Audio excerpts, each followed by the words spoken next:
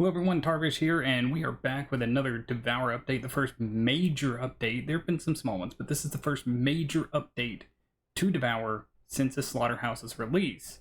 So let's go ahead and get through it, and we'll talk about all the different changes, and we'll actually go back through all the, kind of the smaller ones as well, just because, yeah, there were little tweaks and fixes here and there, but we'll talk about how they affect the newest map. First thing, hello goat sacrificers. Most of us have been sacrificing pigs for the last little bit, but okay. We've finally had time to dig into our backlog since the Slaughterhouse update, and we're pleased to bring you a number of the most highly requested features and fixes, as well as new purchasable outfit for Sam, bonus points for those who recognize where it draws its inspiration from. We can also confirm that work on the next Devour map is well underway, had that confirmed a few months ago, and that the team is really excited about its direction. We'll share more info about our schedule for the map when we have a clearer idea of it ourselves. Please see below for a look at Sam's awesome new outfit and a detailed changelog. Now, I'll tell you this, guys, right now, Sam's new outfit, you could have gotten it for beta testing some of the changes. Excuse me real quick. But I chose not to do that because I didn't want to take away the chance to give the devs some money. And it's not like these cost a whole lot. It's like $2 or $3 at the max. So I'm going to log in. I'm going to be logging in. I wasn't able to yesterday when this new change and everything came out because I was at work. But I'm going to be logging in today and purchasing the outfit just because I want to be able to support the devs for this awesome game. Very cool outfit. Leave me a comment down below if you also recognize where the outfit kind of gets its inspiration from. But let's get into the full changelog. All right, new purchasable new purchasable victory outfit for Sam. We got that done. Players can vote to skip ending cutscenes. This is actually a really big thing. Like if you're wanting to get through a good number of games with your friends, the cutscenes can take a little bit. So if you vote to skip them, bam, just go straight past them. Even though they are cool. Game will pause in single player when the menu is open. This has been a quality of life issue that people have asked for a very long time in Devour. And it's now a thing. So when you're playing solo, you can pause the game. You don't have to worry. You're not, focused on, I can't do this right now. I can't come and help you. I can't come do something. I have to, I can't pause this game. It's a single player game. In single player mode, so you can now pause the game and then return to it when at your earliest convenience. New buttons for hosts in the menu to exit to the lobby instead of exiting back to the main menu. This is awesome. The reason I say this is awesome is because, when you've got a group of friends together and everything like that and you just want to go back to the lobby, you can. People just skip out and you just want to keep going. Your randos just, leave. You can just go back to the lobby if you want to. So this is an excellent quality of life fix that has also been requested for a very long time. When opening a locked door with a key for the first time, an unlocked sound will play. This doesn't sound like that big of a deal, but sound cues for anything in any game are very, very important. And this is just one more thing that just, confirms to you, yes, you unlocked this door. And actually, right after that, keys are now grayed out in the list once used for all maps. Not all maps used to have this quality of life feature, now they all do. Once a key has been used, it's no longer white, it is now grayed out. So that's a nice little fix. Single players can now use text chat, useful for making notes for yourself whilst playing. Yeah, this is something that I really wanted while I was doing, especially my, my in Nightmare solo mode attempts, was I was trying to, memorize, which room had which shrine, and which eggs I had and which ones I'd done. So while I was streaming the game, I would just ask chat to put it in so I could look over at chat real quick. Like, oh my gosh, okay, I got this, it's here.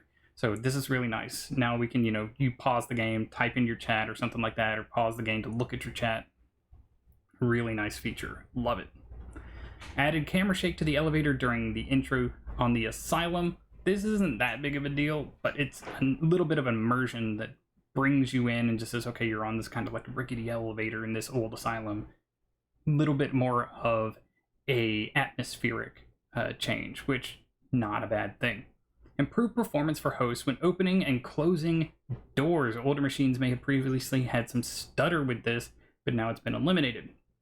I can confirm that some people I've played with, they go to open the door, they hit the button, and the door doesn't immediately react, so they hit the button again, and the door just opens and closes right in front of their face, and they're just like, hello?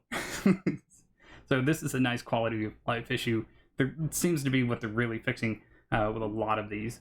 After that, fix an issue where inmates and demons would sometimes ignore UV flashlight after a player reconnects to the game. Now, I haven't encountered this, but I know of several people who have, they disconnected mid-match and they've had to reconnect real quick, and there's a demon on them, they're hitting them with a UV flashlight, and the demon doesn't acknowledge it because for some reason, the moment they reconnect to the game, something happened, and the game just starts ignoring that. So, another quality of life fix, maybe a bug fix, don't know, kind of the same thing in this particular case. Added a warning to the server browser when joining public lobbies of the potential for meeting hackers when playing with people online. Basically, just telling you, hey, you can meet hackers if you play online, which is the case for any online game.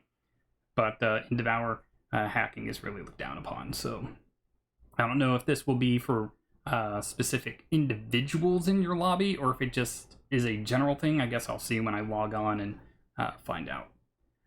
Board charge on Slaughterhouse will cancel if a door suddenly blocks the door mid-charge. This is nice because, if you put a door in between you and the board, it should stop the board from charging and hitting you. Didn't used to, now it does. So those are all the big major changes that they put in 4.1. We'll go ahead and come down here and look at some of the smaller updates. Like in 0.15, we're aware that some players are finding Slaughterhouse much harder than previous maps. This is by design. I haven't done my review on the Slaughterhouse map. Like I said, March and April, they were very, very, very busy months for us at the escape room. So, a lot of my time was dedicated there. Getting back into doing videos. We'll do some today. But yeah, Slaughterhouse was supposed to be difficult by design. But the late game max speed of boars has been reduced by 15%, but their early game speed has increased by 15%, so you're not going to see that big of a huge change from their early game speed to their late game speed. Now it'll kind of more smoothly ramp up instead of sharp drastic changes. And the curve by which Nathan increased his speed has been smoothed in practice. This means he starts out a little bit faster but ends at the top max speed that he normally was. Overall, his speed will feel ever so slightly reduced until the last two sacrifices, which have not been changed. This does not impact his vent speeds. This was a major thing for people when we first started digging into the Slaughterhouse, how fast Nathan is. This tells us that it wasn't just in our heads that he was so incredibly insanely fast. It's telling us that yeah, he was a lot faster, and he probably is a lot faster. I wish there was a way we could actually calculate how fast each demon gets. I think they eventually get up to the similar same speeds and stuff like that, but honestly, Nathan he was just zooming. He was zooming, and it really threw a lot of players off, and that really added to the difficulty of the map. I think his early speed being tweaked a little bit might help players out, but I guess we'll see. There was boars now despawn immediately when the final pig is dunked. I played with some people who dunked the final pig, and a boar still hit them, killed them, so they didn't get to survive the match, which kind of upset them. So that's good. Long player names are truncated on post-game stats. Not that big of a deal. Slaughterhouse players no longer respawn facing a vent wall after leaving Purgatory. This was a very nice change because sometimes, you'd come back and you're just like, where am I? Because you're facing either a wall or a corner or something like that, and it takes you a few moments to orient yourself.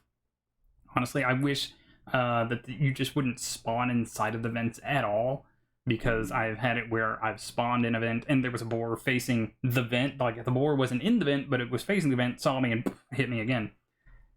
Very irritating. Fixed an animation issue on Pigs, Pet, and Slaughterhouse. I'm not really sure what the animation issue was, but good. And pets should now appear to move more smoothly over than at work. Okay. I don't really ever watch my pet, but I know some people do. Right here, a little earlier last in March, fixed an issue where Nathan was unable to knock a player out who was stuck on him at very close range. Never saw this, but maybe some people did. Fixed a couple of spots on the town where items could be lost when dropped. Again, this is something I've never actually experienced, but, doesn't mean it didn't happen. Fixed issues around players disconnecting while using the crank on the slaughterhouse map. I've never seen a player disconnect while using the crank. Again, this is just, little outlier things. Fixed an edge condition across all forms of Azazel where the stagger animation and red eyes wouldn't happen if line of sight was lost at the same time. This has been an issue. I've seen this happen a good number of times. You stagger them and you can't, they'll turn in a way that you can't quite see, and so you don't see the red eyes. But that's it for today's update. Lots of stuff changing, lots of new stuff coming out down the pipe. We know there's a new map being worked on, so that's very exciting.